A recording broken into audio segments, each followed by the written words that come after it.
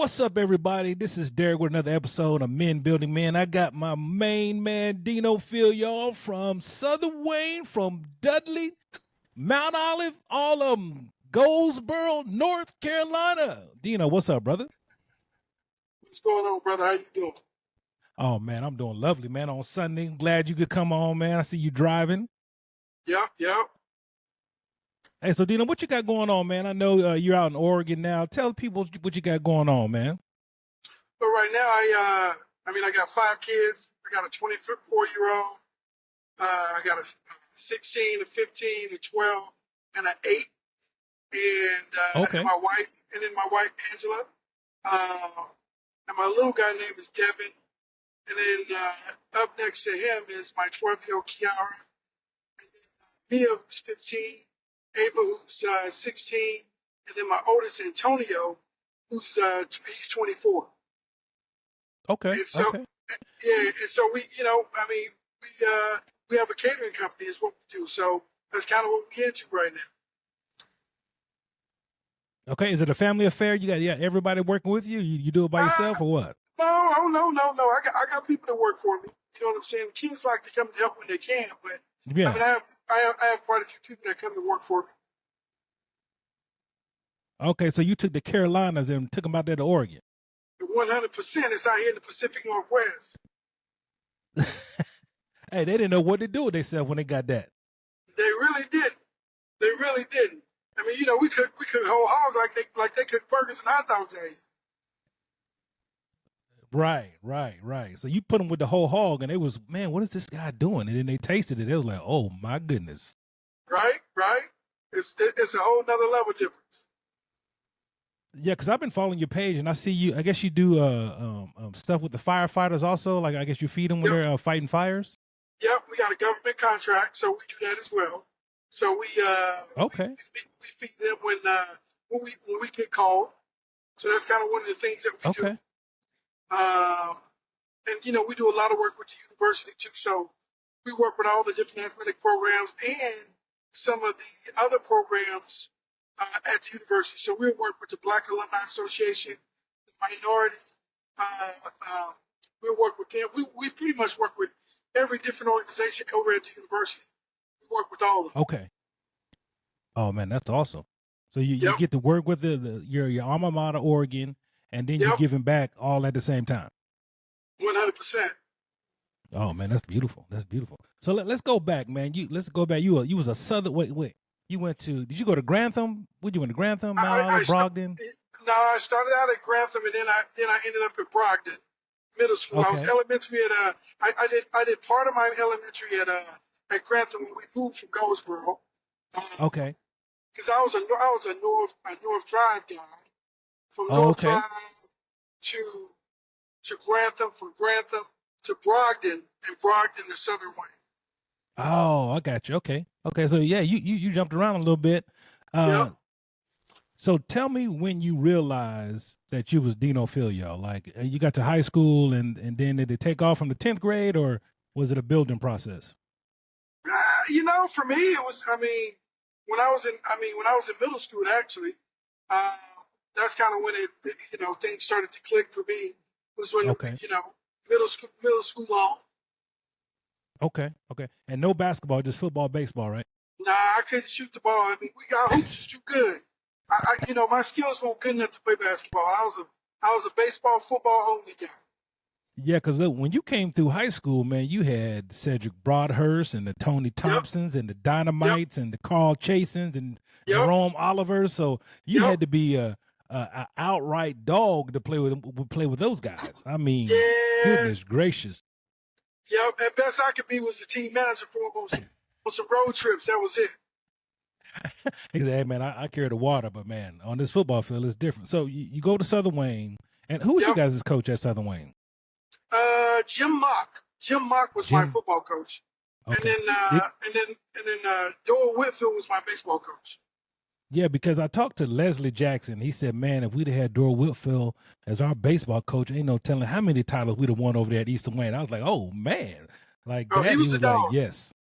He was a dog. He was the one thing that a lot of people don't know about Coach Whitfield was, man, he was a phenomenal man, first. He treated me Okay. just like I was one of his. And his son and I was in the same grade. So we Okay. played together, him and his son Graham Whitfield. So we was the same grade. Okay. Yeah. Man, that I can remember at football practice, coach was like, "Man, we got Southern Wayne this week. We just got to stop Dino." He was like, and then Coach Wolf was like, "You know how you stop him?" We was like, "Nah, how you stop him?" He was like, "Tell me after the game. If we stopped him, then you let me know after the game." I was like, because I think one year you didn't get to play against us because you hurt your ankle or something like that. But Yep. It was my senior year. yeah, your senior year. Yeah, so the junior year we was like, man, this is rough. This guy does not Yeah. stop, and he's running about 45 miles an hour. What are you supposed to do? What you ran like a 4.2 40? Right. Yeah. Well, yeah. At Man. Oregon, they got me at a 4.28. Ooh. Man, that's getting it. So On the Southern board, Wayne. yeah. So when did you start getting offers? Did you start getting offers for baseball first, or was it football? My very first letter was uh, from baseball was for Georgia Tech and Okay. the Pittsburgh Pirates in baseball. Oh, okay. So So it was I either got my college first or pro from early. from in the ninth grade was when I got my first letters. Yeah, and it was Georgia Tech, and it was the Pittsburgh Pirates. Okay. Because I know you saw that post I put out there about the Eastern Wayne side because we had not a lot of D1s. Was your coach a big part in recruiting or anything for you guys? Your coaches? You know what though? You know what? My coach. You know what? He probably wasn't that great of a coach, but you know he played Division I football at Wake Forest, and you know what he did? He would talk to college coaches about us that way. But you know when I was in like the 8th grade, I went to a football camp in East Carolina. I don't know if you remember Redbone McKinney. Redbone McKinney was my cousin, and he played running back at East Carolina. And so I went to a football camp there when I was in 8th grade, and the coaches at the time, Art Baker was the head coach, and there was a lot of coaches on that staff that ended up becoming big-time pro football coaches and college coaches. But when I was in the 8th grade at an East Carolina camp, I ran a 4.4, and the coaches clocked me at a 4.4 when I was in 8th grade. Right. And so I was on the map with some coaches that, you know, Coach Gilbride, Coach Clyde Christensen. There was a few other coaches that coached in the NFL that was on that staff. But and then I was Redbone's little cousin. So they, you know, so there was this oh, that's Redbone's little cousin. He can play, he can run, and so I kind of got on the map real early because I went to an actual camp. Gotcha. So that going to that camp actually put me on the map. Okay. And did you find a camp with your cousins? Hey man, you need to come to this camp. It's gonna help you out later on. No, I found a camp on my own, and you know I would initiate stuff, and my parents. I mean they didn't make much, but you know the one thing they were willing to do was sacrifice to give me an opportunity to go, you know, live my dreams. You know. Right. Okay, that's awesome. Yeah, because I went to Coach Tilley's basketball camp over there. And I think I was in the 8th grade when I went to basketball camp with Coach Tilley, and that they had Cedric Broadhurst. They put a weighted vest on him. Yeah. And Cedric, and he said, "This is how you get good." So the first 5 basketball, Cedric dunked with the weighted vest on. I was like, "Goodness gracious, this dude is an amazing athlete." And then you just look at Southern Wayne. Man, you just look at Southern Wayne, and you guys had, you know, talent and a good coaching staff. And Coach Stevens had like one of the best female players in North Carolina history. I can't even think of her name right now. Gaynor O'Donnell? When he was coaching over there, the girls' basketball team. Gaynor O'Donnell? You talking about the European say again, player? Dino? You was breaking up a little bit. You're talking about the European player Gaynor O'Donnell? The white point guard? I can't remember. She was female. She had blonde hair. Yeah. The point guard, yeah. Yeah, I think she had blonde hair. She was a female. Yeah. Yep. And so when he came to East Wayne, I'm thinking, you know, big things, but we went to the regionals, but then we still didn't send anybody to basketball on a D1 scholarship. I was like, man, either we are terrible or we're just not doing the right things to get seen by the right people. I mean, you guys definitely have some guys, man. y'all had guys. I remember you guys had a guy named Carl Darby. He was a running back. He was hard. Yes. Yes. He was hard, man. I was like, He was this guy was hard. Oh yeah. And I so, think he went to but yeah, Appalachian I mean, State. is that where he ended up? Okay, that was it. Yeah. Yep. Wow. Okay. Because he was a monster too. I was like, man, he went to Appalachian State, but he was a monster. Yeah, he was nice. He was nice. Man. 100%. Yeah. He was nice. So you get into your senior year, you got baseball offers and football offers, and you decided to go pro baseball. Is that how it worked out for you? Yep, I got drafted in the 14th round by the Indians, and a lot of people just, I had a lot of people telling me that I wanted to focus on baseball. You know what I mean? That's what everybody was telling me. I want to focus on baseball. Like, long term, it was going to be better for me. But right, for me, my heart was always I love football more than baseball. I love baseball, but football I love more. Right. And I'm guessing people saying the longevity is in baseball, and then football. 100%.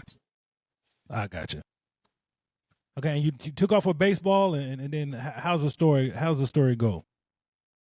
I was playing baseball, man, and long and short, actually an incident happened. Matter of fact, head guy of minor league development, we're down in Winter Haven, Florida, and head guy in the organization called me the N-word. Wow. Yeah. And so it kind of shook things up where he got suspended for a few weeks. And long story short, man, I think I was already scheduled to move up to Burlington. So I ended up going to Burlington. He got suspended for a couple weeks. I think originally it was supposed to be a month, but it only happened for like a couple weeks or so. And I'll never forget the president of the organization telling me, man, he was telling me that, it was telling me how great of a guy this guy was. But, back then, I'm 18, 19 years old, and I got the president of a Major League Baseball, organization telling me that. And I'm like, I'm still a kid. I didn't have anybody, no representation other than the coaches that was there. And my coaches at the time wanted to do something about it. And they were pushing the issue. And I just didn't know how to handle that because you're talking about a kid that was from Eastern North Carolina that, I was always loved and liked. So I never understood. I was never treated like that. So for me, it was just a whole other world. And these other coaches understood it. But, knowing what I know now, understanding what I know now, I think it's a catch-22 because you're damned if you do and you're damned if you don't say anything. You know what I mean? Right. So it's almost kind of this, you're going to either be blackballed or you're going to be screwed. So that was a no-win situation. So, but when it happened to me, I actually, I learned a lot about who I was as a person. And from then on out, after going through that experience, they ended up cutting me the following season going into, they couldn't cut me in spring training because I ran the fastest 60 time in the organization. I went 6'2" and 60 in spring training. And I batted like 430, 440. So they couldn't just cut me then. They strung it out. So they sent me back to Burlington. And when they sent me back to Burlington wasn't expecting me. So they had me held up there for a few days. And then they sent me to a co-op team out in Idaho, in Pocatello, Idaho. And then they had that coach get rid of me. So it wouldn't be on them. So they had another coach just get rid of me. So they wouldn't be the ones that got rid of me. So they were, they was just washing their hands. And then they end up firing the coaches. And then they end up firing the coaches. Oh, yeah. Then they end up firing the coaches that had their hands in it. So, yeah, crazy as it is. The coach of the coach, believe it or not, the coach that actually was in charge of the club team. So funny. We were playing Cal Bear. I ended up in Oregon. Oh, and you must be in the dead spot, brother. Can you hear me? Yeah, I can hear you now. Okay. Yeah, matter of fact, I'll never forget, there was the coach that was the coach that got rid of me. Long and short, I ended up seeing him at a Cal game. I was at Oregon at the time. He had a baseball team, a junior college baseball team, and they were actually doing the security. He sees me. When he sees me, D, it was almost like he saw a ghost. Yeah. because it's like, someone got it, thought he got rid of me, right? And he didn't know what to do, D. Man, that's terrible, man. You think that you've made it and you're on your way, and there's always somebody trying to do something to stop you from making it to where you need to be made it to. Oh, 100%, man. And a lot of it is luck and favor from God, bro. And Right. whether you know it or not, it's about getting opportunities. And there's a lot of kids out there that just don't get the exposure and the opportunities to do well because sometimes there's politics, there's an agenda that some people may have, and a Right. lot of careers are ruined because of somebody else's agenda. I'm pretty sure we've seen a lot of guys that had lots of talent that luck may have it. They just couldn't make it past whatever they were going against. 100%, man. And that's the crazy part, man. Is I'm a huge advocate of, when kids are young, I'm a huge advocate of. Okay, folks, we're back with a technical difficulty, man. Me and Dino, I was sounding like a robot, and he was trying to get to his son's game. So now we're back. I think we was at the part where we was talking about baseball, and Yep. inappropriate word was passed around, and Yep. the guy saw you again. He thought he saw the boogeyman. Yep. So after baseball was over, what was after baseball? What'd you do next? I went to junior college. I went to Taft JC in California.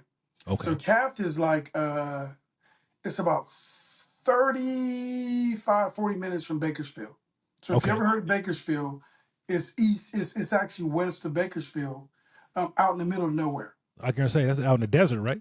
Literally out in the middle of nowhere. The only things out there is just, I think it was an oil town. So if you remember, it was called Remember the Times with the driller. It had the drillers. They were called the drillers. Well, actually, that was the high school. I think Robin Williams was in that movie. I think it was. Okay. But they did a movie in that town. But it was way out there, and it was one of the top JCs in the country. So I left there because when I got done playing baseball, it was right during fall camp when everybody was starting football. Okay. So there was no opportunities left. So I remember the JC coach reached out to me. I called him up. He said, "Give me a minute. Let me call you back." He called me back in like 30 seconds. He said, "When can you be here?" I hopped on a Greyhound bus and I was Right. out. Okay. And so 4 days later, I was in Cali, out in the middle of nowhere, and the rest was history. I went out there, took care of business. Going into my second year, I was a preseason All-American, and I had some options. Okay. So what he did for them 30 seconds, he was like, Dino Philyaw, man, let me look that name up. And he was like, oh, yeah, we need you immediately, please. Just come on down. Oh, and crazy as it is, we probably had, when I got there, because he was running the wishbone. Yeah. So we probably had, bro, when I got there, they probably had about 12 running backs when I got there. Whoa. Yeah. We had Mr. Texas, Mr. Louisiana, Mr. Georgia, all Florida. I was playing with guys from LA, guys from all over the country. But when I got there, I had a different mindset. You know what I'm saying? I just came in and before we start, I got there just long enough before we started the season. I checked them all in, and I was starting at the beginning of the season. First game I played in, I had 3 touches and I had 3 touchdowns. Wow. See, that's what I'm talking about. Them boys talking about I'm from Texas, I'm from Florida, man, I'm from North Carolina. Well, you better understand. Right. You guys from 5A, 6A, we 4A. That's it. That was it. Either you bought it or you didn't. Right. And I'm talking about 4A, no matter how big your school was, you still was 4A. Yeah. Like the Greenville Roses, the Jacksonvilles, the New Hanovers, the New Burns. Come on. Dogs. Yeah. We got 1,500 students. They got 5,000. What are you supposed to do with that? Yeah, hey, you just had to bring your A game. And you had Richmond County, you know what I'm saying? The whole county. The whole county. Hope County. Yeah. You know what I'm saying?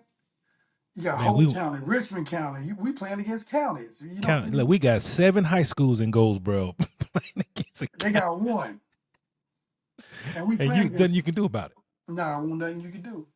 you just hope that you had a good game because there's going to be scouts everywhere and that you could represent, even though anytime you play a game where their whole offense runs off and only 4 of your offensive players run off, it's going to be a long day. Long day, man. It's going to be a Long long day. day. Yeah. So you do the JUCO, and then what's after JUCO? I went to Oregon. I came to Oregon. Okay. I actually, I was getting recruited by a bunch of schools, and I remember Oregon playing Wake Forest in the Independence Bowl, and I knew a lot of guys on the Wake Forest team, and I remember seeing Oregon's offense, and I was just like, I fit, that fit me. I was like, oh Right. yeah, that's me right there. And so I called them up. I sent them my film, and they were like, "You want to come here?" I was like, "Yeah." They were like, they thought something was wrong with me that I wanted to come here to Oregon. No, real Right. talk, real talk. So when I committed and told them I was coming, man, they was elated because they were like, why would this kid, this high profile type of kid want to come here? Right. Right. And when I Okay. saw the offense, I knew that this is where I was meant to be. And so Okay. the crazy thing is I didn't run track. I never ran track before until I went to JC. Went to track. I mean, went to JC, ran track. I ran track just for, just shits and giggles, Yeah. and actually did pretty well. And what was so crazy about it was when I came to Oregon on my recruiting trip, they were like, "Hey, we want you to run track too." I was like, "Okay." And so I Man. started running track. Yeah, crazy as it is, I ran track here. So I ran track at Oregon and played football at Oregon. Yep. So you never ran track in high school or anything? Ever. I had never been on a track. Wow. Yep. You would think that would be one of the things that the track coach, man, that guy's got blazing speed. We got to get him at least in the 100.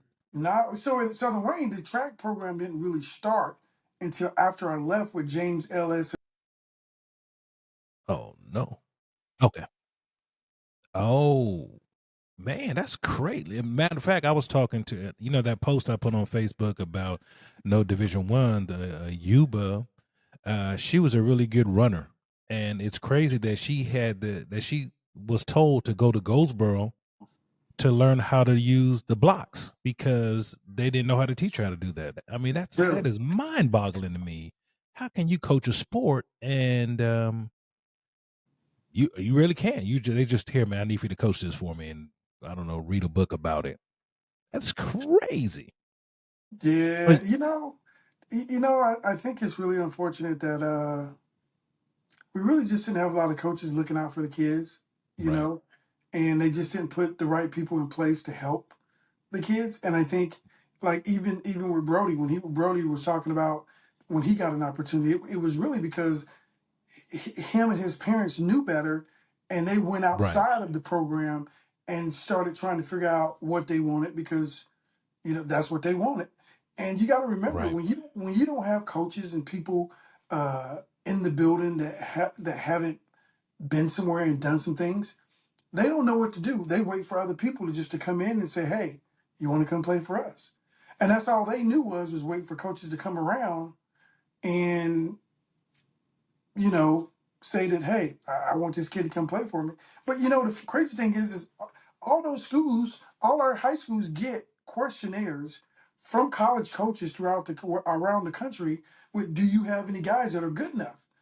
right, And it's the coach's responsibility to make sure that if they think their kids are good enough, put them on the list. Well, right. they didn't think any of you guys were good enough, so they never filled it out, or they were just too lazy and they didn't care. One of the guys told me that after he was graduating, the coaches handed him letters like, "Here you go." Like they forgot to give them to him. Like he had, letters. I'm like, man, really? You That's set the guy up unfortunate. like that? Yeah, That's that's that's that's extremely unfortunate that the coaches would do that to a kid, and by then it's kind of too late. right. Because they Because moved then on. because I remember getting letters, man, when I was in high school, and you got to fill them out, give them your Right, information, give them all your likes, your dislikes, and then they ask you who are the best players you played against on top of that. So then you right, put down some of the best guys you played against, and you fill it out, and you go from there. But that's the crazy thing, man. That's the thing that blows me away. That the people in our area, the coaches and administrators and the people that were supposed to be our mentors, just didn't do a good job of it. You know, I Right. remember Coach James from Goldsboro, he was big on it. I remember somebody was saying that, well, he was kind of funny with it.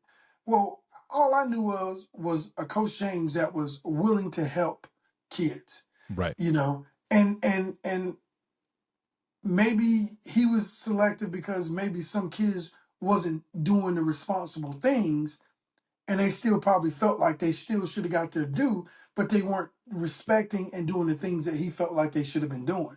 Right. Because at the end of the day, a coach got to still be able to vouch for you when they make phone calls for you. Right. And that's right, because Coach James, I tried to go to Goldsboro, and for some reason the school board got involved and was like, "Oh, you don't live in the city limits, or whatever. Why you want to transfer to Goldsboro?" And I wasn't able to go. So, Really?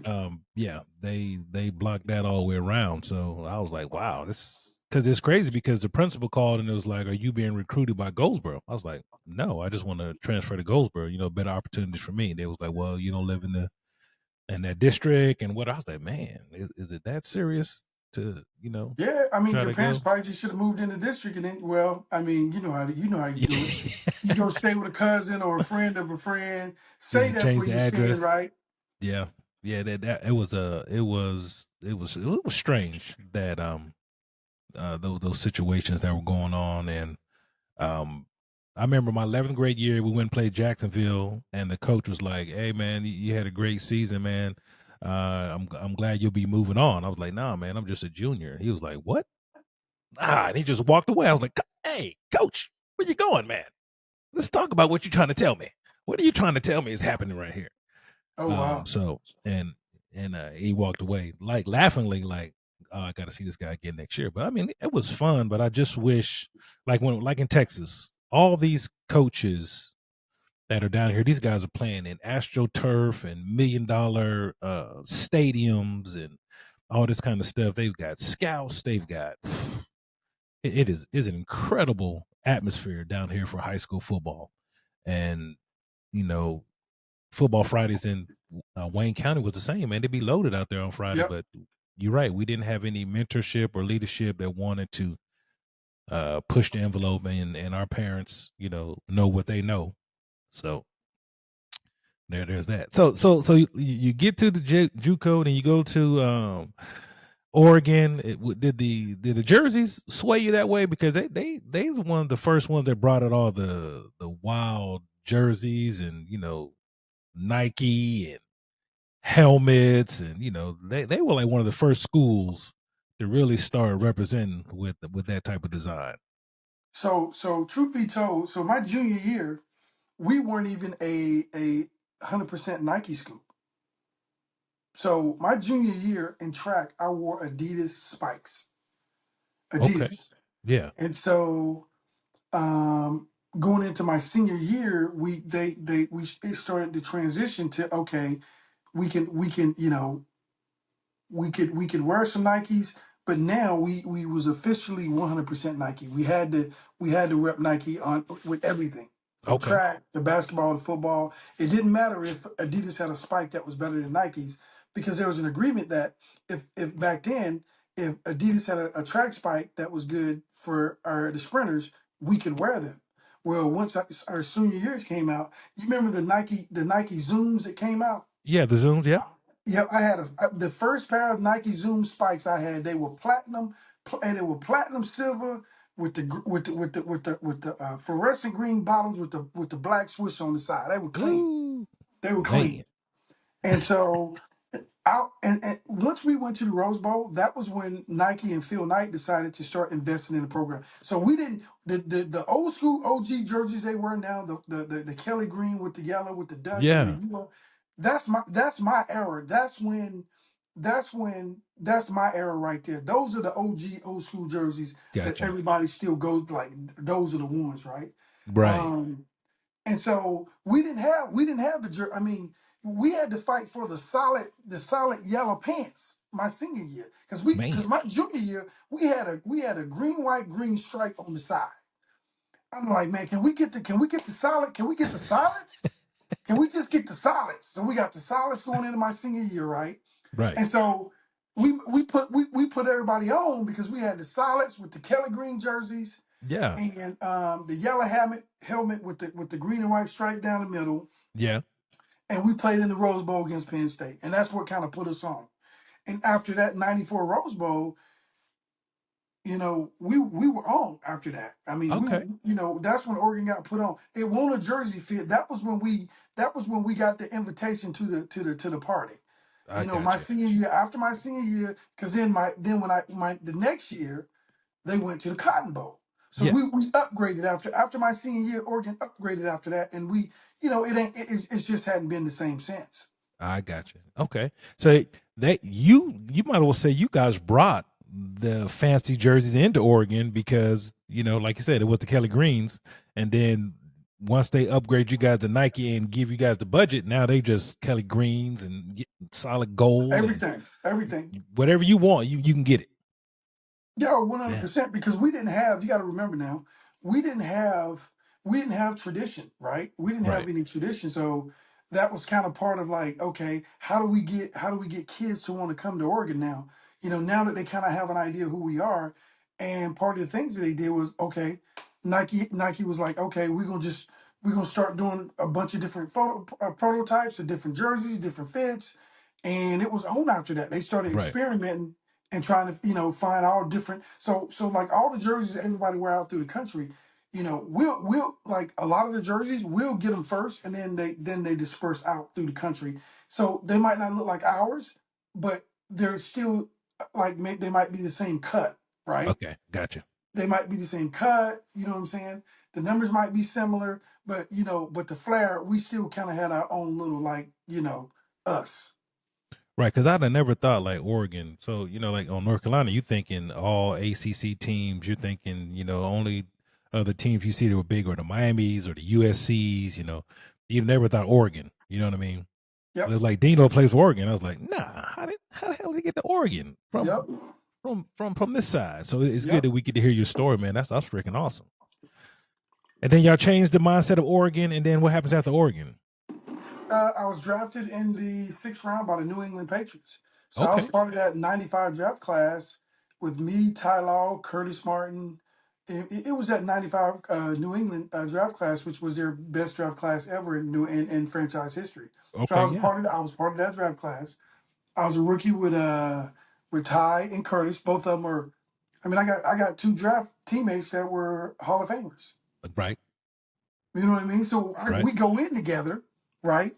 And then they go in together. I mean, I wish I could have went in with them, I understand. Yeah. but I didn't. But I didn't. You know what I'm saying? But both two PA guys, two guys from Pennsylvania, went in together. You know what I'm saying? Because Ty played at Michigan and Kurt played at Pitt, but Kurt had never had a season where he was ever healthy. So Kurt would have been a first round draft pick running back, but he stayed. He didn't have one season that he was ever healthy in. Wow. So he was hurt his whole college career. Okay. And then he goes off and rings off, what, 10, 11 years in the NFL, 11, 12, Right. before he ever even got banged up or injured. Man, yeah, that's crazy. Yep. Yeah, it is. So was the program just that much better in New England, medical and all that, or is he just changed his diet? I mean, something had to Nah, he happen just, to. Curtis was a different individual, man. When he first got there, he was focused. He had one focus, and it was, him and Ty both, they had one focus, and their goal was to be, they literally was like, and they said this, like, I want to be one of the best ever. Like, that's my goal. I want to Gotcha. be one of the best. And that was the conversations we had. We was rookies, and they're talking about being one of the best ever. Right. They're not Right. talking about they're not talking about playing a little bit. They're talking about being the best ever. That was the Yeah. that was the things that we talked about Gotcha. Yeah, they ain't as talking about. rookies. I'm just going. I hope I'll give me a couple of minutes and be like, man, I won't never get off the field. One Well, at hundred the end of the percent. game, they call my name on ESPN, everything, every night. Yep. Yeah, man. And Yep. they did it though. Humble, They did it. humble individuals, man. Humble individuals. So who was your coach then? Was that Belichick then also? No, it was Bill Parcells. Oh, oh, So Belichick was the gone. big Belichick tuna. was gone when I got there. Bill Parcells, the big tuna, right? Yep, the Big Ten. He was a good coach. He was a good coach. Oh man. Then after New England, then how'd you end up in Carolina? Because you I went to ended New up in England. Carolina. I made the active roster with New England. Got moved to the practice squad, and I wasn't supposed to be up there long. We started having injury problems, Right. and I ended up with our quarterback, so I stayed up there longer than what and expected. Carolina calls my agent, and they're like, "Hey, what's up?" And my agent was like, "Hey, they promised you wasn't going to be up here that long. You want to go to Carolina? They're going to throw you on the active roster. What's up?" I'm like, "Let's go." Right. And so I go to Carolina, and I came home, and I look back thinking though it was probably not the right decision, because you know Right. what, Carolina would have took me the next year if I would have been available. New England drafted me. They believed in me. Carolina was a franchise team at the time, Right. and they were rotating so many guys. I mean, dude, you'd be surprised how many guys rotated through that program the first couple of years. I Right. mean, they had Right. so many guys come through that program, bro. I mean, that first 2 years, I think everybody played for Carolina. I mean, everybody came. No, literally everybody. Man. And yeah, you'd be surprised, man. I remember going into my second year with them, and I wasn't scheduled to make the team. And we drafted like one, two, three, four. It was either 4 or 5 running backs. They drafted enough running backs for a whole room, minus a couple guys. Wow. So I wasn't. Yeah. We started camp, bro. We had like 13 running backs. I was 13. Holy smokes. Yeah, I was 13. I told the coach, I said, "Hey, check this out, coach. I ain't going nowhere." Yeah. Nope, I ain't going nowhere. I said, you ain't gonna be able to get me out of here. I said, "Coach, I'm gonna be here." "Yeah, we want to out to compete." "Nah, I don't think you understand what I'm telling you. I ain't going nowhere. I ain't going nowhere." And Man. dude, and I had a ton of guys in front of me. When that was the year we drafted Tim Biakabatuka in the first round, Right. and Tim held out all camp. So I go into camp. I'm last string. I had like, man, I'm working against the scout team. Right. So I'm on the scout team. I'm going against the first team D every day. I'm talking that defense we had that was really good. I'm going against them every day. Yeah. Eating them. Killing them. Absolutely freaking killing them. No, kill them. We had Kevin Green, Lamar Lathan. We had Darren Connor. We had Anthony Davis. When I tell you we were loaded, we were Yeah, that loaded. defense is loaded. Hey, and I was eating every day. And so Mm.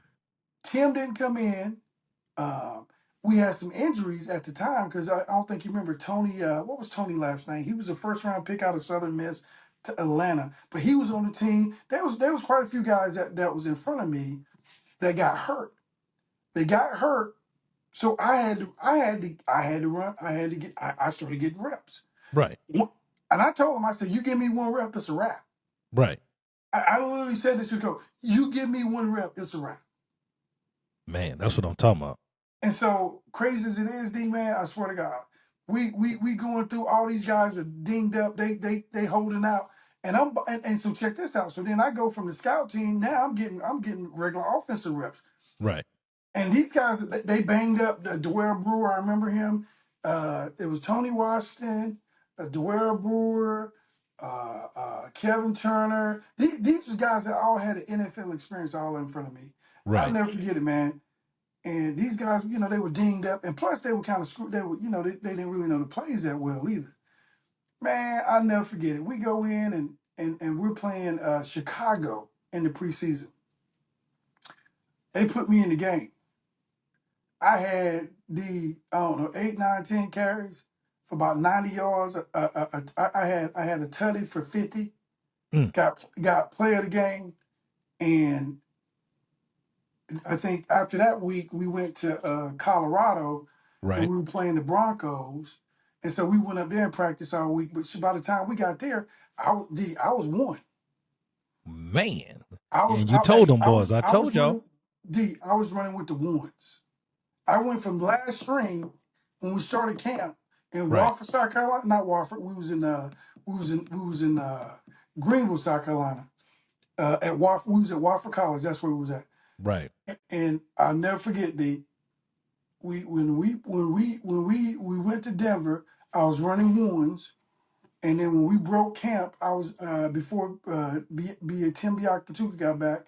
I was the starting running back when he decided to come to camp, and then I got moved to 2 once he showed up. Right.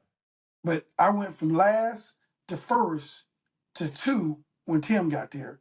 And so then Tim got hurt when we went to Jacksonville during the season. He Right. tore his ACL. Oh, That after you held out all camp. yeah, but that Mm. grass in Jacksonville, because I kind of tweaked my knee a little bit, it was spongy. Right. Down in Jacksonville, their field was spongy. Okay. And so long and short, we go down to Jacksonville, man. And Tim tears his ACL. We coming back. Everybody's all geeked and excited. Like, D, you up? Everybody's excited because they watch me earn everything I just got. Right? They Right. watch me go from last to first. Exactly. And then when I'm telling you I'm balling, I'm balling. Yeah. Like I'm balling, like balling. Like my confidence is through the roof. You can't touch me balling. Like I'm that dude. That was my mindset, right? Right. And I just practiced with an edge. I played with an edge. But my running style was so different. When Tim got hurt, we brought in Anthony Jones. He came in later on in the season 2. And him and Blair Thomas came in. And our offensive coordinator at the time, Joe, what was Joe? I forgot his name. I was just talking to one of my coaches the other day about him. But long and short, he didn't want me to be the guy because he didn't like my running style because I was a slasher. I Yeah. wasn't a downhill guy that pressed the hole. I ran the daylight. That was just Yeah. my style. He wanted me to press the hole. That won't me. I won't press nobody's hole. Right. I was running the daylight. I Right. want 3-4 yards and a cloud of dust. I was a daylight guy. I Right. ran the daylight, and he didn't like that. I see a gap, I'm gone. I'm gone. And so long and short, I never forget it. Coach Capers, I come in on our day off. He wants to sit down and talk to me. He says, "Hey D, I know it's your chance to be the guy, but we want to give Anthony." Oh man. Okay, there you at. He said Yeah. they wanted to give Anthony Jones a chance because Coach wanted to kind of see him, play because he brought him in. And long and short, we go to Minnesota. I'm hot because I'm feeling disrespected, right? I done bust Right. my butt. I done work for this, right? Yeah. And so long and short, we go to Minnesota, and AJ gets 100 yards. So now I'm still at 2. He got moved ahead of me. He was behind me on the depth chart. Yeah. So he goes. They gave him an opportunity. He rushed for 100 yards. We beat Minnesota, and he becomes the guy. And then he ends up rushing for 1,000 that year. Wow. Yeah. So then he gets a new contract, and I think I left. I was a free agent. I left and went to St. Louis after that with the Rams. Okay. Yep. How long? And so, how long was the career? Like, so this is 4 years. you going to St. Louis? I ended up playing 4 years, dude. Okay. Yep. Okay. Shit, that's longer than most people. 4 years is man. man. I think when I look back at my career, I think I have a lot of regrets, and I feel like I have a lot Yeah. of missed opportunities. I can't blame anybody else. I think I more or less look at what are the things I could have done different to have had a better career, and I think Right. I know that I spend more time now trying to let my kids know that the door opens and closes really fast. And so Correct. when there's a crack, you got to get through it. When there's Right. an opportunity, you can't ask for too much. You got to take what's on the table, right? Right. And do whatever you can to You hold got it. to do whatever you can with that opportunity. But Got it. at the same time, I tell them too, you know, you got to be ready when it comes because some coaches aren't going to give you a lot of opportunity. Right. And so you got to be mentally and physically ready for when that time comes. Now, if they don't want to give you an opportunity or you can't take it because they're not giving it to you, then what you do is you just got to find somewhere else to go. Right. And in this day and age, that's one of the things you can do. Yep. If you can't get the opportunity, you can find another place You to have go. you have to find somewhere else to go because at the end of the day, I mean, careers are short, and opportunities are few in between. And there's politics with everything in life. And Right. once you understand what the politics are and learn how to play the game, then that's the part that you just got to understand and learn how to manipulate for it to work in your favor. Okay. Okay. So you got baseball, Yep. you got pro Yep. football, college career, pro football, and now let's talk family. So let's talk about your family, Yep. man. So how do you balance, running this catering company, because you guys do a lot of business? Yep. How do you balance that, all your kids' activities, and making sure your wife is taken care of? How do you balance that? Man, just by the grace of God, man. To be honest with you, it's a the effort from the kids with my wife, with the organization that she gives us. It's man. I'm gonna be honest with you. Just by the grace of God, man, that we're able to do what we are able to do, and I'm thankful Okay. and blessed that I got good people in my life that kind of help too, help us Right. get that done, man. I mean, man, we travel up to Portland, which is an hour and 45 minutes away, and there's times when we got to spend the night up there. So we up in Portland 4 days a week, you know. Okay. So we up there 4 days a week, you know what I'm saying? And the thing that's awesome is we run our own business, so we can kind of manipulate and control the schedule, and so that Okay. allows us to be able to do what we are able to do. So yeah. Oh, so that's a beautiful thing. When you the boss, you make the schedule around what you need to make it around, instead of the schedule making you. 100%. Uh, And we all work for somebody, right? But the cool right. part is when you working for somebody, but you work for yourself, you Right. control that. You control the schedule. You control where you go, where you want to be. Because you know what? If I decide that I got a busy weekend, and I want to go watch my kid play in Texas, you know what I Right. do? I'm booked. I don't go. Ah, You know, I gotcha. choose my kids, and I go. You know what I'm saying? And then Right. I make it up somewhere else. And that's the beauty And a lot about of that's the beauty about it. a lot of times it's a blessing too, because you choose family sometimes over business opportunities, and if it's right, it'll come back to you. 100%. And that's how we see it, Right. because if God, and we look at it this way, if He opens something up to us for us to Right. do, we know that He's going to help us figure it out. If He takes Right. something away, that means that He got something bigger for me coming. So that's kind Right. of how we look Right. at things, man. I mean, we totally, know that we, if something big is moves out, that means something bigger is coming in. You know what I mean? Okay. And so that's Oh kind of how yeah. we see it.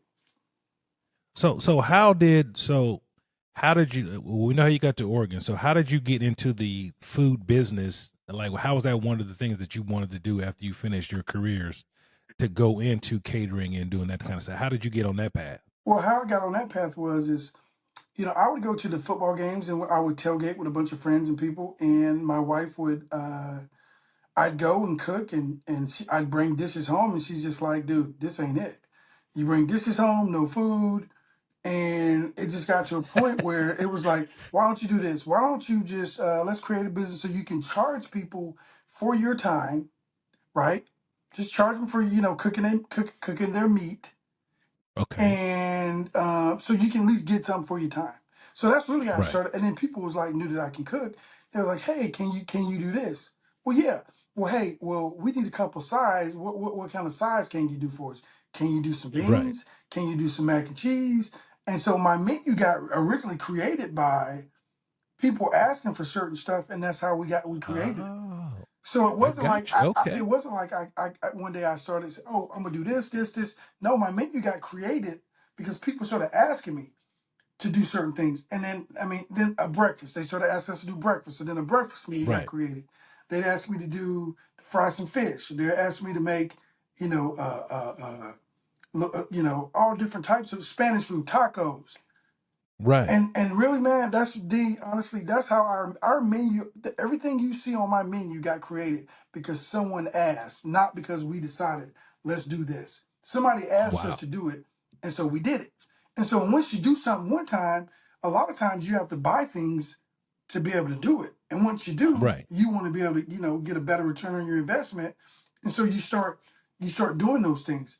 And so one of the things we do for the university is dude, they got us, honestly, there's times, man, they'll ask me to make stuff, man, that I ain't never even heard of sometimes. Wow. And I'm like, they'll give me a menu and I'll be like, okay. And then I get, Hey, make it happen. bro, but if you can cook and flavor profiles, you can make Right. anything. You can make anything. And if Gotcha. and where I'm from, I'm not afraid of a challenge. And for Right. me, it's actually more interesting that I get to cook and do different things, because that's what keeps the fire in my belly and keeps me exciting, is that I Okay. get to do Yeah. different things from time to time. So that makes the story even better. So yeah, I thought you just decided one day I'm gonna start this thing, but in actuality, because I remember one time we have a conversation, you was like, D, if you wanted to figure out if your food is really good, you start charging people. Yeah. That I remember you telling me, and we was talking. I was like, because I was doing those cookouts in the borough and everything. He's like, if you really want to know if your food is good, you start charging people, and Yep. that'll let you know. And now that puts the backstory on you telling me that, because you started at the games, just feeding people, Yep. and they were eating it up. Yep. And your wife, and just like a good woman, man. Hey, listen, you ain't brought no leftovers on. Damn it, somebody needs to pay some money for this good food. Right. Right. And a lot of times I spend a lot of my own money making some of this stuff, hoping to get most of my Oh, money back. right, At a right. tailgate, and you start charging people, you find out real quick because you know what, I'm gonna tell you something, and I tell people all the time, free food is always good food. Right. People go, oh yeah, As it was long as pretty it's good, free, man, it's that was good. awesome, that was awesome. And if they ain't paid anything for it, D, guess what? Yeah. It's awesome, yeah, but then when they gotta pay Right. for it, the mood changes, right? Because Right. people pay for what they want. What they like, That what they love, all that. Yeah. 100%. And so that's kind of where I looked at it. And it just took a long time. We've been doing it now, D, since 2000. And That's beautiful. I really didn't realize how long we'd done it until one day my son said, "Hey, you know how long we've been doing this?" He's like, "I'm so proud of my parents." I'm like, "What are you so proud of us for?" He's like, "You got, I don't think you." He hit us with some statistics. He Yeah. said, "You guys have been in business over 16 years." Wow. And I was like, "Oh, well, okay." And so you don't really think about it. And it's like we've gotten better with time, and Right. we continue to grow. I meet people all the time, D, that's never heard of me. And Man. that's the beauty, is when you meet people that's never heard of your Right. company. You know, that's the beauty. And that's crazy. Like, because you said you didn't know how long you guys have been in business. Oh, when you work for somebody else, I know I've been there for 10 years. You know when you having fun, when you be like, man, we've been here for 16 years. I didn't even know it. That's Yeah. when you know you're having a good time and you're doing what you love. Yeah. And I That's truly love it. I truly love it. I've been a part of some really, really great moments and opportunities. I've cooked for a right. lot of different people, a lot of great events. I mean, we've cooked for the NCAAs in Oregon for like 7, 8 years in a row until we built a new Mm. stadium. Yeah, we did that. Like, yeah, for like eight years, Wow. we did that. So we was cooking for people from all around the country. Right. I've cooked for actors and actresses, famous people. I've cooked for a lot of different, big time people. But Right. for me, at the end of the day, everybody got to eat. Oh, that's facts. Everybody got to eat. Everybody has to eat. And I see a lot of people a lot of times now on the TikTok and the Snapchats and all this stuff, and they're doing all this trendy stuff and all this other stuff, and I'm just kind of Right. like, where I'm from, keep it simple, keep it stupid simple. Yeah. You know, what are you doing? What you got? And really, what it all comes down to is when you love what you do, it shows through your food, right? Right. Everybody thinks there's a trick to it, right? There ain't no Right. trick to it. You cook good food with good service, and it kind of takes care of itself. You know, Like my mom said, you cook with love and it tastes good. If and you angry, that butt's gonna be nasty. It's gonna be hot. It's gonna be too spicy. Anything. 100%, because I can guarantee you, when you do that chicken in the cooler, and they get that Yes, sir. chicken, hey, they gonna suck that chicken right off the bone Man, with that it's sauce it's on a, it. it's a thing. Yes, sir. The dude was like, I remember one time, I even asked my dad the same thing. He told me, he said, go get the cooler. The first time we did it, he was like, go get the cooler. And I was like, all right, get the cooler. You want me to get some ice or something? He's like, no, take that aluminum foil and I want you to Right at the line that bottom of cooler it. up. I was like, okay. Yeah. Then he started putting the chicken in the cooler. And I was like, hey, man, why the hell you putting the chicken in the cooler? He was like, man, just watch. I'm trying to show you something. And then he put the And sauce then on it, he didn't made that sauce. Then he poured the sauce in there. Then he slammed it. he? The dough Then he shut. slammed it shut. Boom. He said, don't open it till it's time to serve. I was like, all right. man, when he opened it, but that steam came out there, shh, and people trying to grab that chicken out there and it's falling apart. Like I see people all the time when they doing their pit master contests and the perfect bite. Hey man, where I'm from, the perfect bite is when you bite it and it fall apart. It ain't no perfect bite. We like it when you don't need no teeth and you can still eat. You can hit it. You can hit it with them gums and it's righteous. Right. And if you ain't got no teeth and you can still eat, that's why we like. So 100%. when I watch those type of contests, I'm like, man, I don't know about that. And then, but to each his own, I don't want everyone to be in one of those contests. I would like to go out there just to see, he gonna be like, hey man, you cooked this too long. To you, I cooked it too long. To this competition, maybe. Yeah, I've done at my house. They gonna eat it. I've done. When I first started out, I did quite a few barbecue competitions, and Right. and we won some awards. And probably the biggest thing that I learned from that was that if because competition food and food that people eat are two different foods, right? Right. And what you find is that you're cooking for an ego, and for when you're doing competition, it's ego. Right. People can say, "Oh, I won awards for best ribs or best brisket or best," and there's more to it, right, D?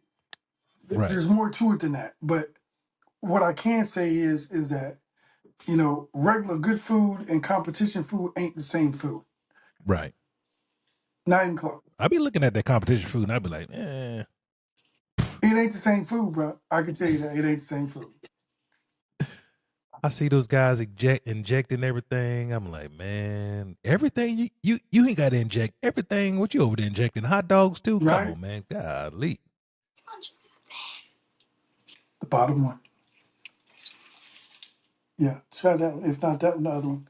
Honestly, and I never forget. I was doing a deep fried turkey for somebody this year, and they wanted me to inject the turkey.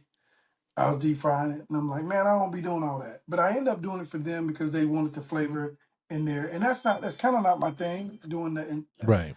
because where I grew up, man, you season that junk right and you cook it right, that flavor, it pounds through to the bone, right? But Yeah. you know what? Everybody got this mindset of what they want. And when you cooking for other people, you sometimes you just give them what they ask for, right? Right. And that's the one thing I Okay. learned because when I first came out here and I was cooking barbecue, and I said I had barbecue sauce, and barbecue sauce to us is what? It's that vinegar with the chilies in it Vinegar base. and the Yeah. peppers, and you know what I'm saying? Oh Man, they yeah. was like, I showed them that, they were like, nah, man, I need the barbecue sauce. I said, that's barbecue.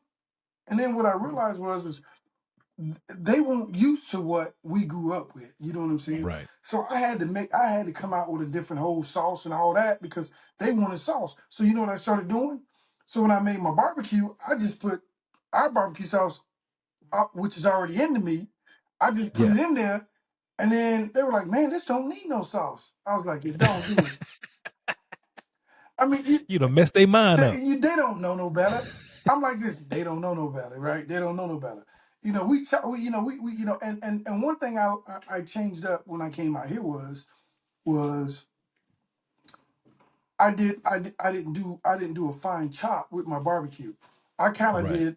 I would cook it where it fell apart, and so Yeah. I would beat it up with my hands, Yeah. and so it wouldn't be fine, but it'd be broke up so good that you get not, you know what I'm saying? You still get the nice clumps, and you still get that same flavor profile throughout, right? Gotcha. So I Right. didn't do the chop no more. I got rid of the board, and I didn't do the chop on the board no more because what I Yeah. found was when you do the chop on the board and you get the catering, it would dry it out, Yeah. and so that's why I didn't do that. Okay. And you be the strongest man in the world, boy. They're chopping all them damn hogs. They be like, "Are you tired?" Nah. You just look at the person. And Nah. to get a whole hog out here is harder to get a whole hog scalded with the skin Yeah. on than it was from home. So they would do whole hogs a lot of times, and if you bought a whole hog, it was really more expensive to buy a whole hog than it was to get, say, pork shoulders, right? Yeah. And so one of the things and tricks that I learned was I could buy a primal, which is the hog cut up into three different parts, right? So the Right. front, the middle, and the ham. Right. And so I can make it that way. Well, the cool thing about that was you know, when you cooking a whole hog, the driest part of the hog is the what? Shit, I don't even know. The ham. Oh yeah, ham. That makes sense. Yeah. Which is really the butt, but Yeah, the butt on a hog, what they really call is really the shoulder. yeah, So if I ain't got to use all that white meat from the butt, and I can get belly and shoulder, yes, now I got a moist hog. I got a yeah, nice barbecue sandwich. What they call yeah, pulled pork sandwich, I call it a barbecue sandwich. So right, what I would start doing was I would use belly and shoulder and leave yeah, out the ham and leave out the white meat that was always, you know, usually drier. right, And so my sandwich would be so moist, it would just, I mean, you grab it and it fold in your hand. yeah. And you could tell like when you go to like McCall's and all that, you can tell um they ain't no white. They only using shoulders. They ain't got no mixture of meat in there. Oh, because Just it'd be by so looking at it, you be dry. like, yeah, you be like, you guys ain't got no, you ain't using no belly, none of that. None of No, that. none of that. And You you'd be be like, like, yeah, I'm looking at that. man, they need to put something on this, right? And I like when I be cooking the hog, I used to cook the hog, you know, we turn it over to crisp the skin, and that freaking you lift up under the ribs and them loins under there, people start picking. I said, hey, man, hey, listen, you gotta take your ass away from here, man. You know, you pull them ribs up to get up on. Hey, man, you got to get your ass away from over here, man. This meat right here ain't for you, Oh bro. man, all that belly meat, all that stringy, Yeah, fatty belly meat. yeah, this ain't for you here, man. You trying to get too much of the good meat. You have to go by your way. 100%. Grab back there where that back leg at, where I just pulled that bone at. Get some of that back there. 100%. There you go. That's how you get So that. now you in Houston, right, D? I'm in Houston, right? So there's quite, They don't do no hogs there either, but they do pork though. and it's terrible, Is it? man. I'm talking about terrible. So the last place I've been to in Texas, I was supposed to take a trip in Texas a couple years ago when I was gonna hook up with you, and Right, my flight got canceled a couple times. I think we got another trip coming, but we're gonna be in Dallas this time in March. right. Um, I went to one place. I think it was called Pecan Lodge. Their pork was kind of similar to ours a little bit. It was kind of a vinegar based type style, Yeah, and they had brisket. Their brisket was really really a heavy smoke. yeah. It wasn't bad, but the one place that I really liked the most that reminded me of home a lot more was Hard Eight. Have you ever heard of Hard Eight? Uh-uh. So Hard Eight, I know they're in the Dallas Metroplex area. It's called Hard Eight. Look them up. Right, So Hard Eight cooks kind of how we grew up, which was you burn the wood down the coals and they cook with the wood coals underneath the meat. right, So you can really taste the essence of the meat of the meat when you cook with right. that wood coals, right? And so one of the things that I started cooking with was my thing was because only thing I can really get out here is oak and alder, and then if I go down into Northern California, I can get pecan. Okay. And so I just literally bought in 2 cords of pecan wood to cook with, because pecan is like that hickory, but Yeah. it's smooth, Right. right? And so I'll cook with the pecan quite a bit. So yeah, here, because I was gonna cook a hog here, and I asked the dude, and he was like, I can get you one for $3.97 a pound." I said, "Man, what?" Yeah, it's I said, expensive. You "Nah, can get man, ain't brisket no for you way can in get that." brisket you can get prime brisket for cheaper than that.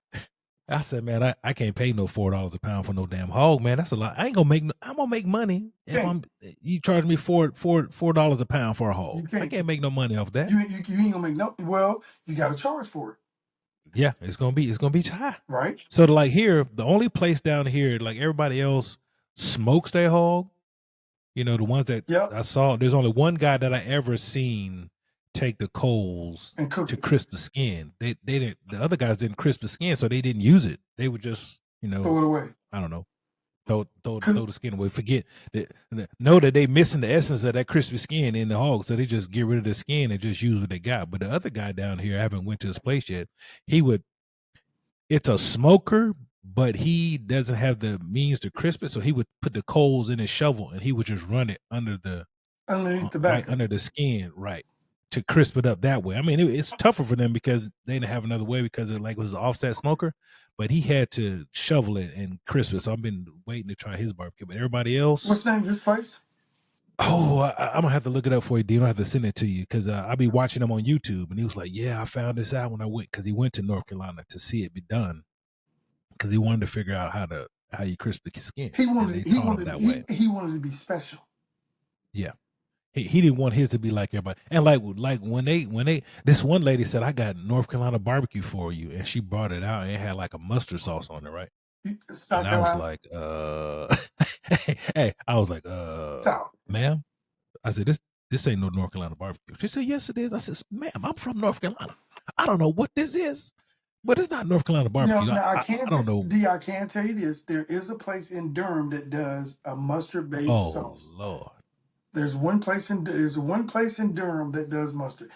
I can Yeah. promise you, he probably the only person in North Carolina that got mustard based barbecue. But there Right. is a place in Durham that did mustard based barbecue sauce. Man. Well, that's what she must have got it from because I said It it had to might be be. Western, but it ain't Eastern. No, it ain't. It ain't nothing. It ain't nothing. Somebody made this up and then tried it in North Carolina. They was like, "Sir, we're gonna run you out of here immediately if you don't get out of here with that." 100%. But like here, it's brisket, it's salt, pepper, and sometimes I like smoke, but I don't like it when Heavy. it dominates the You meat. don't like heavy. See, Yeah, and honestly, D, what happened was I had to learn how to cook a brisket.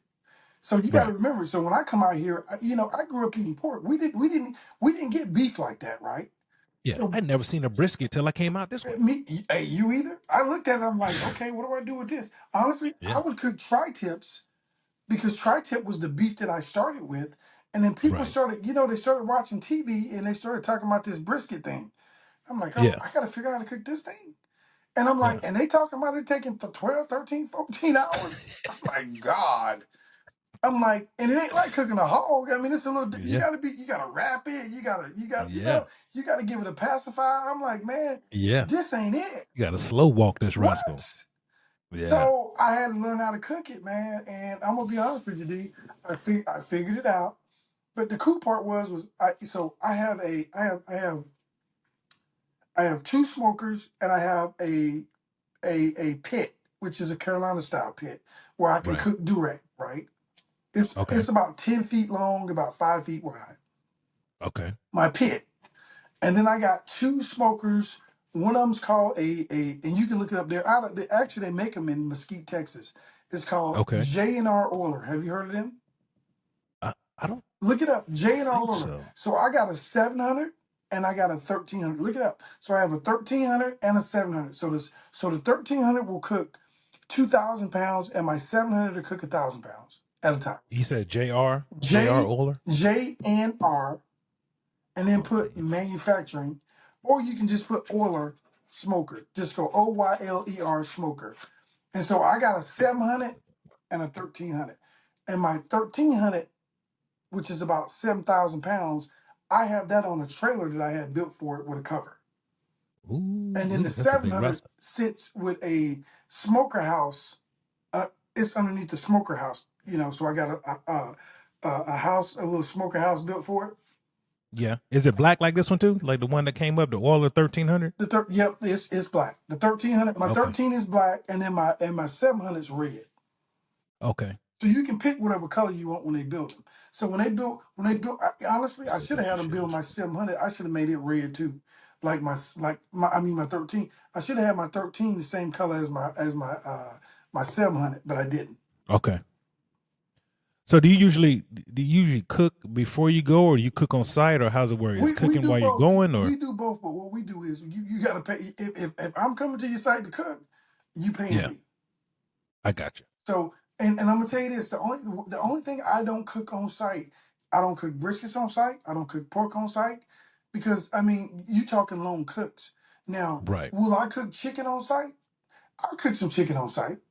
Okay. Yeah. I'll cook steaks on site, hot dogs, hamburgers. But you Yeah. talking about things that don't take that long to cook, right? But if Right. you want me to Right. cook a brisket on site, you gonna be upside down. I'm just That's a long night for me to That's a be sitting out there at your long night. spot. And a lot of times I can talk people into, you know what? Because a lot of times people want that, they want that smoke in the air at their event. And it's like, Uh, we don't, I mean, honestly, I mean, if you got the money, I'll show up and do it for that. But honestly, it works out better if you just allow us to bring it and have it ready to go. Because one of the things I'll do, D, is you know, when you go to events, places in Texas, where they'll cut that meat up in front of you and give you what you want. right. So I got huge black walnut cutting boards where Okay. depending on the event, I'll slice it right up right in front of you and serve you right off the board.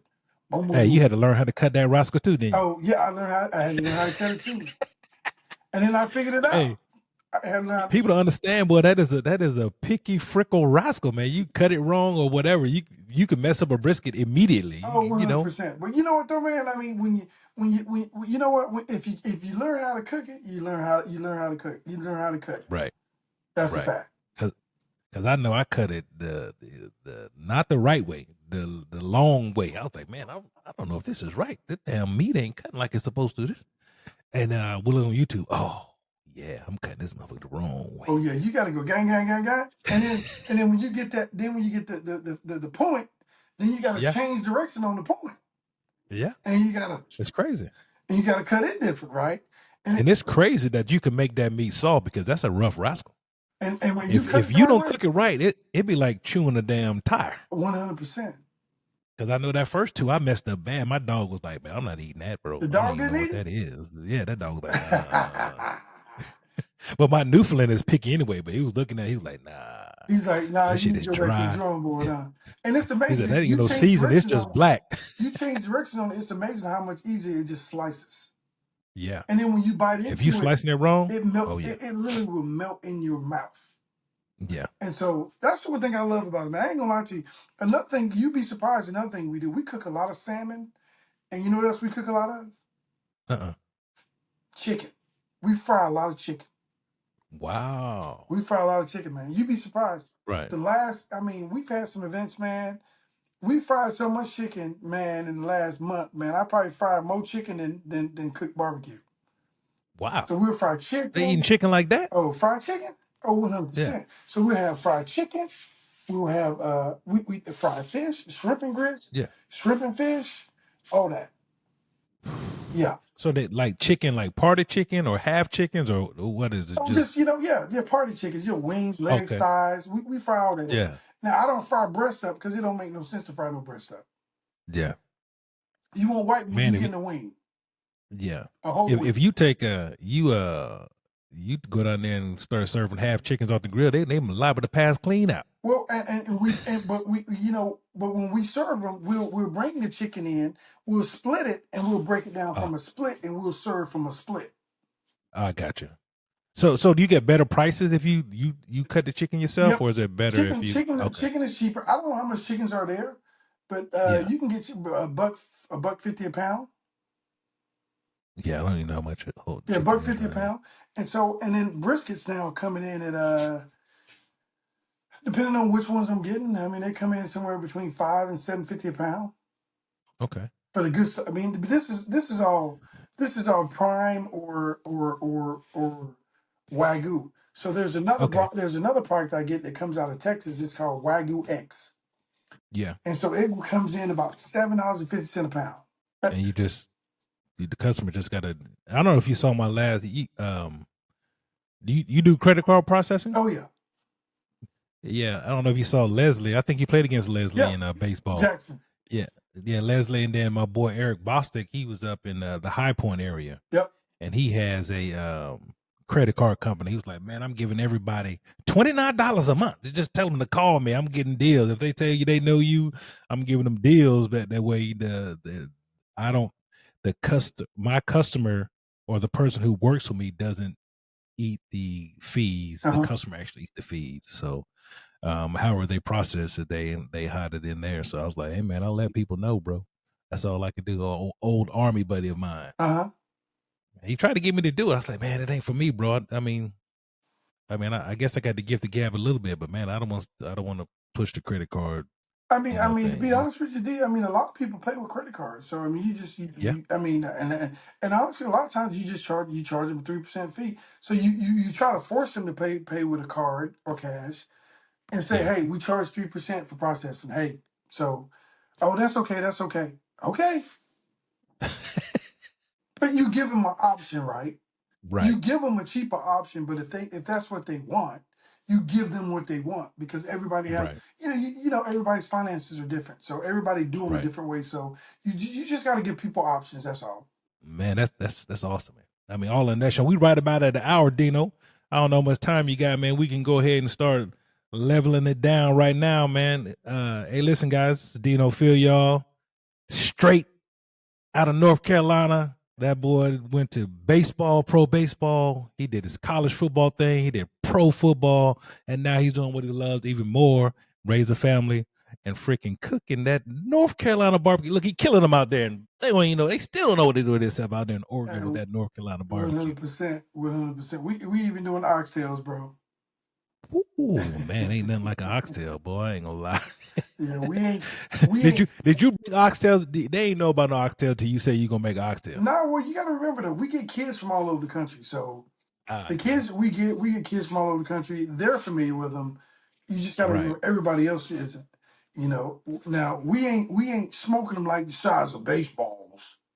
right, We braising them, putting them in the pot, and cooking them that way. We ain't putting them on the smoker, then putting them in the and breaking them down. We ain't doing all that.